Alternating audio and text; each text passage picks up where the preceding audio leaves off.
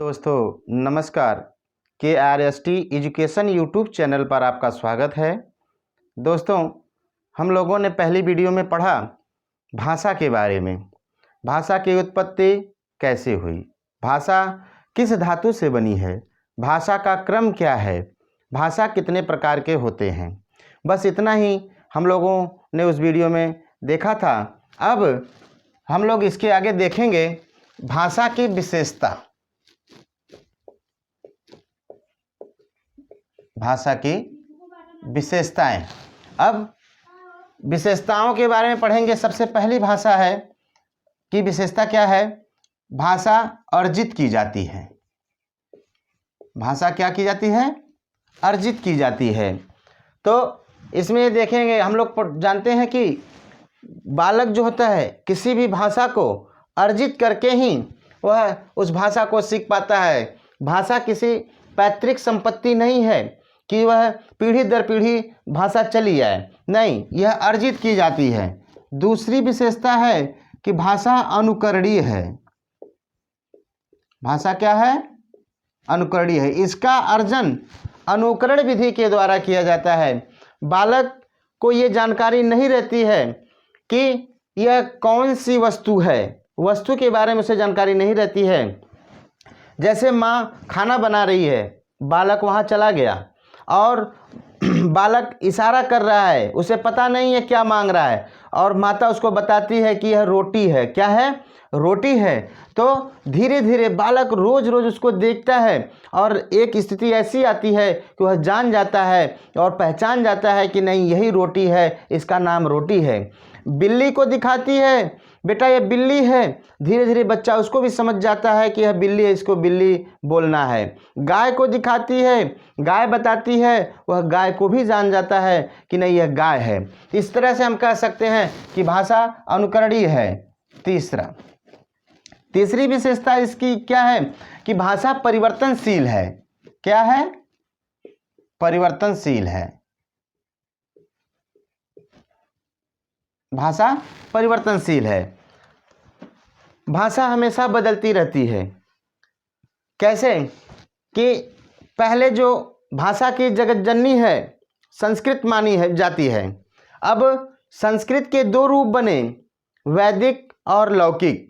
उस लौकिक रूप से परिवर्तन होकर पाली भाषा का विकास हुआ, इसके बाद प्राकृतिक भाषा का विकास हुआ, इसके बाद अपभ्रंश भाषा का विकास हुआ, इसके बाद जो आपका हिंदी भाषा का विकास हुआ। इस तरह से हम कह सकते हैं कि भाषा क्या है? परिवर्तनशील है। भाषा का क्षेत्र सीमित होता है। अगली विशेषता, भाषा का क्षेत्र क्या होता है? सीमित क्षेत्र होता है। कैसे? कि यदि देखा जाए तो महाराष्ट्र में मराठी भाषा बोली जाती है, बिहार में अपना हिंदी और भोजपुरी बोली जाती है, बंगाल में बंगाली बोली जाती है, गुजरात में गुजराती बोली जाती है। इस तरह से हम कह सकते हैं कि भाषा का क्षेत्र भी क्या होता है? सीमित होता है। और पुरानी कहावत है, हम लोग पहले से सुनते चले आ रहे हैं कि भाषा, लोग कहते हैं कोस कोस पर पानी और 3 कोस पर बानी। तो धीरे धीरे वह परिवर्तन होता रहता है। आप अपने ज़िले में हैं, अपना ज़िला छोड़कर दूसरे ज़िले में जाइए, भाषा का परिवर्तन जरूर मिलेगा आपको। भाषा जो है कि इसका क्षेत्र भी क्या होता है? सीमित होता है। 5वां, भाषा का अंतिम रूप नहीं होता।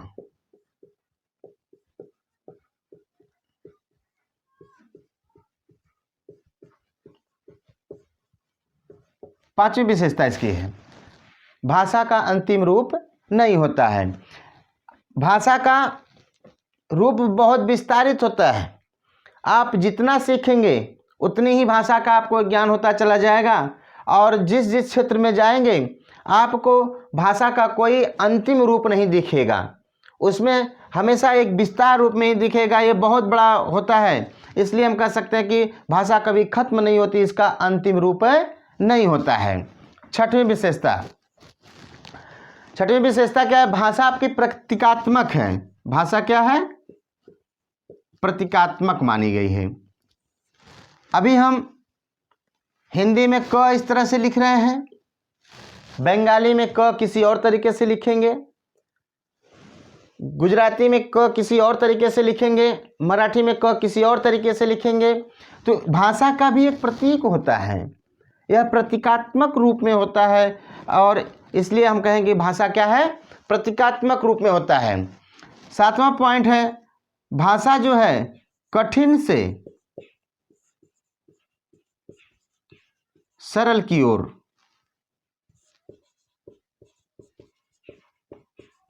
ठीक, कैसे भाषा कठिन से सरल की ओर कैसे हुई, हमें जानकारी नहीं है। जिस भी भाषा के बारे में धीरे धीरे उस भाषा को हम सीख जाते हैं। जब हम उस सीख जाते हैं, सबसे पहले भाषा हमको कठिन लगती है, बाद में वह भाषा जब हम सीख जाते हैं तो वह भाषा हमें सरल लगने लगती है। इसलिए हम कह सकते हैं कि भाषा कठिनता से सरलता की ओर जाती है। तो ये भाषा का जो विशेषता रहा, भाषा की विशेषता के बारे में हम लोगों ने ये पढ़ा। आइए अब यहाँ से हम आगे लेते हैं हिंदी का। हिंदी शब्द की उत्पत्ति कैसे हुई है, पहला एक प्रश्न बनता है, जरूर इस प्रश्न को पूछता है यूपी टेट और सी टेट और अन्य प्रतियोगी परीक्षा में जरूर पूछता है कि हिंदी की उत्पत्ति कैसी हुई। तो उसको हम पारसी विकल्प में देखेंगे या फारसी भी देखेंगे। पारसी या फारसी एक ही होता है, या ईरानी, ठीक। तो कहेंगे कि हिंदी की जो उत्पत्ति, हिंदी भाषा, इस शब्द की उत्पत्ति कैसे हुई है, पारसी, फारसी या ईरानी भाषा से हुई है। अब भाषाओं की जगत जननी, भाषाओं की जगत जननी किसको कहा जाता है, संस्कृत को। संस्कृत क्या है, भाषाओं की जगत जननी है। प्रारंभिक रूप में संस्कृत को ही बोला जाता था, धीरे धीरे संस्कृत का अपना दो रूप ले लिया, एक हुआ वैदिक रूप और दूसरा हुआ लौकिक रूप, ठीक। वैदिक में क्या होते थे, उस समय जो महान ग्रंथ उसमें आए वह वेद, पुराण, उपनिषद, वेद, पुराण, उपनिषद। लौकिक भाषा में के ग्रंथ, जो महान ग्रंथ है वो क्या है, रामायण, सॉरी, महाभारत। अब देखिए, हमारी एक विशेषता जो तीसरे नंबर की थी कि भाषा परिवर्तनशील है। धीरे धीरे लौकिक भाषा जो है प्रचलन में आई, वैदिक भाषा प्रचलन में नहीं हुई, क्योंकि यह भाषा थोड़ी कठिन लगी, जिसकी वजह से लौकिक भाषा क्यों आसान लगी, इसमें हम टूटी फूटी भाषा, टूटी फूटी क्षेत्रीय बातों को भी क्षेत्रीय भाषा को मिला करके भाषा हम बोलना शुरू कर दिए, इसलिए यह भाषा धीरे धीरे अपना रूप लिया और धीरे धीरे यह परिवर्तन होने लगा। यह रूप परिवर्तन होकर के पाली भाषा बनी, यहाँ से इसका परिवर्तित रूप होकर संस्कृत का परिवर्तित रूप वैदिक और लौकिक हुआ। जब यह परिवर्तन हुआ तो यह पाली भाषा हुआ। पाली भाषा किस धर्म का है, बौद्ध धर्म का। अब पाली भाषा का प्रचलन धीरे धीरे यह परिवर्तित हुआ तो आया प्राकृत भाषा में। प्राकृत भाषा में, प्राकृत भाषा किस धर्म का है, जैन धर्म का। प्राकृत भाषा किसकी मानी जाती है, जैन धर्म के लोगों की मानी जाती है। अब यह भाषा टूटना प्रारंभ हुआ, धीरे धीरे परिवर्तित होती गई, टूटती गई और तब जाकर के अपभ्रंश भाषा का निर्माण हुआ। इसे अवहट्ट भी बोलते हैं, अवहट्ट भाषा भी बोलते हैं। तो जैन धर्म का जब प्राकृतिक भाषा का परिवर्तन हुआ तो अपभ्रंश भाषा का निर्माण हुआ। अब अपभ्रंश भाषा के बाद तब आपकी बनी क्या, हिंदी भाषा। हिंदी भाषा की उत्पत्ति। अब यहां से हिंदी भाषा का विकास हुआ। एक प्रश्न बनता है, हिंदी भाषा का विकास किस भाषा से हुआ, तो आप तुरंत वहां पे ऑप्शन में देखेंगे अपभ्रंश, अवहट्ट, तुरंत ऑप्शन में देख करके उसको टिक लगा देंगे। हिंदी शब्द की उत्पत्ति कैसे हुई, तो वहाँ बोलेंगे पारसी, फारसी या ईरानी ऑप्शन में देखेंगे, उसको हम सेलेक्ट कर देंगे। यहाँ पे प्रश्न का जो दायरा होता है बहुत घुमा फिरा के बनता है, शब्दों के हेर फेर से प्रश्न हमारे उत्तर गलत हो जाते हैं, इसलिए उन शब्दों को ध्यान से पढ़ा जाए। और कहा जाता है कि हिंदी भाषा से पहले बोली जाने वाली कौन सी भाषा है, तो आपका अपभ्रंश भाषा है। अब इस तरह से हम जब हिंदी भाषा का निर्माण हुआ, हिंदी भाषा के निर्माण के बाद इसे राजभाषा का दर्जा दिया गया। संवैधानिक रूप से राजभाषा का दर्जा इसे दिया गया। कब दिया गया? 14 सितंबर 1949 को। 14 सितंबर 1949 को हिंदी को राजभाषा का दर्जा दिया गया। राजभाषा का मतलब जो है कि जो सरकारी कामकाज है इस जिस भाषा में होती है उसे हम राजभाषा कहते हैं। तो हमारे सरकारी कामकाज जो हिंदी भाषा में होती है, इसलिए हम इसे हिंदी भाषा को क्या कहेंगे? राजभाषा। और इसे राष्ट्रीय भाषा कहते हैं, क्योंकि भारत में सबसे ज़्यादा बोली जाने वाली भाषा कौन सी है? हिंदी है, इसलिए हम इसे क्या कहते हैं? राष्ट्रीय भाषा कहते हैं। 14 सितंबर 1949 को संवैधानिक रूप से हिंदी को राजभाषा का दर्जा दिया गया। किस अनुच्छेद के तहत? अनुच्छेद 343(1) के तहत। 343(1) के तहत इसे राजभाषा का दर्जा दिया गया। और भाग कौन सा था? भाग 17। और आपका अनुसूची भाषाओं का उल्लेख किस अनुसूची में है? अनुसूची 8। अनुसूची 8 में। और इसके बाद कितने भाषाएं हैं? कुल मिला के 22 भाषा है। कितने भाषा अनुसूची 8 में? 22 भाषाओं का उल्लेख किया गया है। एकदम सॉलिड प्रश्न है आपका, यहां से बनता है कि मान लीजिए ये प्रश्न है कि भाषा का जगत जननी किसे कहा जाता है? संस्कृत भाषा का। दूसरा प्रश्न आपका बनता है कि हिंदी भाषा का विकास किस भाषा से हुआ है? अपभ्रंश भाषा से हुआ है। या हिंदी भाषा से पहले कौन सी भाषा बोली जाती थी? अपभ्रंश या अवहट्ट भाषा बोली जाती थी। राजभाषा का दर्जा कब दिया गया? 14 सितंबर 1949 को। अनुच्छेद कौन सा है? 343(1). भाग कौन सा है? 17। अनुसूची कौन सी है? 8। और भाषा कितने हैं? 22। अब आइए एक प्रश्न बनता है, इसको स्क्रीनशॉट ले लीजिए। ठीक,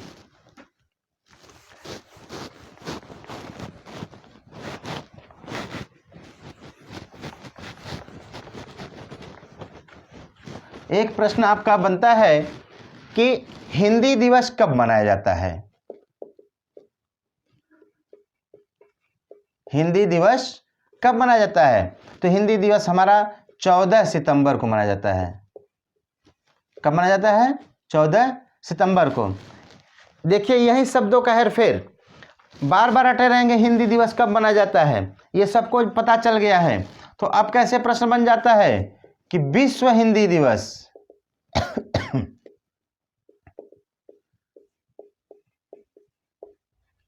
विश्व हिंदी दिवस कब मनाया जाता है? 10 जनवरी को। कब मनाया जाता है? 10 जनवरी को। देखिए अब हिंदी जो है, बताएं हम कि राष्ट्रभाषा घोषित कर, राष्ट्रभाषा है, हमारे देश की राष्ट्रभाषा है। कैसे है? हमारे देश में सर्वाधिक बोले जाने वाली भाषा कौन सी है? हिंदी है। अब कुछ ऐसे मुख्य राज्य हैं जहां पे हिंदी सबसे ज़्यादा बोली जाती हैं, जैसे हिंदी राज्य UP, MP, Uttarakhand. UP, MP, Uttarakhand. और छत्तीसगढ़, बिहार, झारखंड। UP, MP, Uttarakhand, Chhattisgarh, Bihar, Jharkhand. और दिल्ली,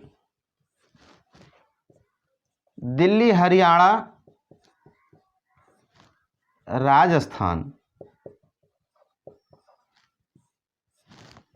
हिमाचल प्रदेश। तो हिंदी जो है कि मुख्य रूप से और महानगरों में भी बोली जाती है, मुंबई हो गया, कोलकाता में हो गया।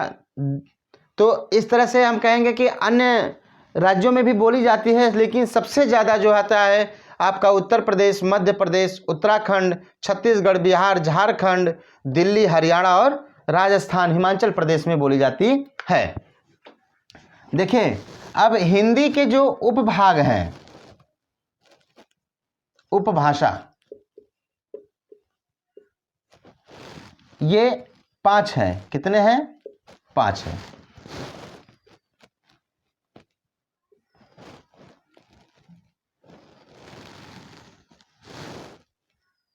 पूर्वी उपभाषा,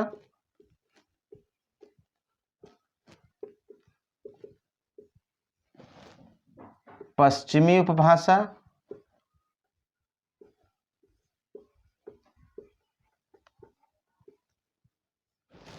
बिहारी उपभाषा,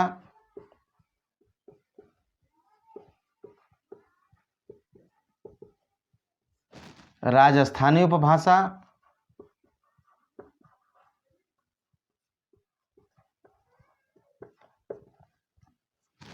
और आपका पहाड़ी उपभाषा।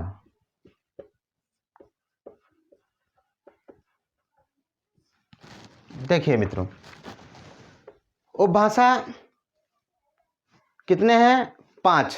कौन कौन से हैं? पूर्वी उपभाषा, पश्चिमी उपभाषा, बिहारी उपभाषा, राजस्थानी उपभाषा और पहाड़ी उपभाषा।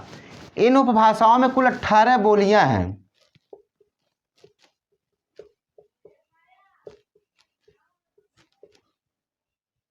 कितना है? 18 उपबोलियां। पूर्वी उपभाषा में हम लोग देखते हैं क्या है? अवधी, बघेली, छत्तीसगढ़ी। यह पूर्वी उपभाषा आपकी जो पूर्वी क्षेत्र में जो बोली जाती हैं, अवधी, बघेली और छत्तीसगढ़ी। और पश्चिमी में आपका बोला जाता है ब्रज भाषा,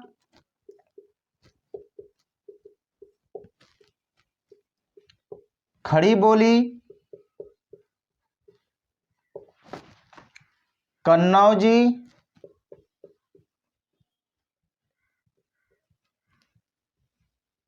बुंदेलखंडी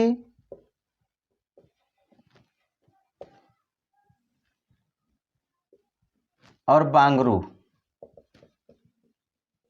यह कहाँ है? पश्चिमी भाषा है, पश्चिमी क्षेत्र। ब्रज भाषा, खड़ी बोली, कन्नौजी, बुंदेली और बांगरू। अब बिहार साइड जब चले जाएंगे तो बिहार में बिहारी भाषा में क्या क्या होती है? मगही, भोजपुरी, मैथिली। मगही, भोजपुरी और मैथिली। अब राजस्थान में जब जाएंगे, राजस्थानी उपभाषा में क्या क्या होती है? मेवाती, मालवी, मारवाड़ी और जयपुरी। मेवाती,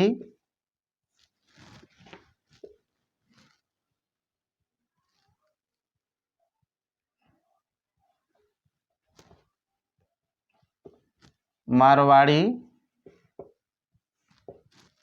जयपुरी। ठीक, मेवाती, मारवाड़ी और जयपुरी। तो इसमें एक छूट गया, मालवी, मालवी भाषा। ठीक, ये आपका राजस्थानी भाषा हो गया, मेवाती, मारवाड़ी, जयपुरी और मालवी। अब पहाड़ी में क्या हो गया? गढ़वाली,